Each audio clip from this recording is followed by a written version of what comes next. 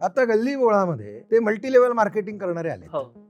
ते सगळेजण स्वतःला यशस्वी समजतात, असं टाय बी घालतात, मी यशस्वी होणारच वगैरे वगैरे काहीतरी बडबड करत फिरतात. आणि त्यांच्यातले काही जण जे आहेत ते लगेच असे इतके बिभत्स पद्धतीने ते यशस्वी झाल्याचं दाखवण्याच्या नादात स्वतःच्या गाड्या काय दाखवतात, मग स्वतःच्या हातातले कडे काय दाखवतात, अंगठ्या काय दाखवतात आणि ते लोकांना वेड्यात काढतात. मग तुम्ही त्याच्यामध्ये हुरळून जाता. मग तुम्हाला असं वाटतं की अरे किती सोपं आहे, 10,000 रुपये टाकायचे, अजून 10 जणांना गोळा करायचे, माझ्यासारखे 10 गोळा करायचे, प्रत्येकाचे मला 1,000 रुपये मिळतील, मग माझे 10,000 रुपये पहिल्या फटक्यात बाजूला होतील. हा ट्रेंड आहे. फॉलो करणार का आपण? हे सगळे म्हणजे पहिला ट्रॅप नवीन उद्योग सुरू करणाऱ्यांचा जो आहे तो या मल्टी लेवल मार्केटिंग वाल्यांचा आहे. हे चोर लोक आहेत, फ्रॉड आहेत, आउटराईट फ्रॉड आहेत.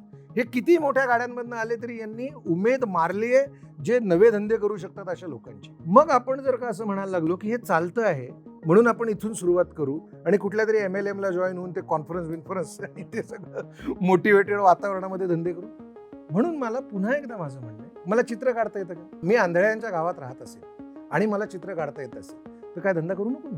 मी डोळस लोकांचं गाव शोधायला जाईल. सो मूळ काय की मी यशस्वी होतोय आणि मला हा धंदा आवडत नाही.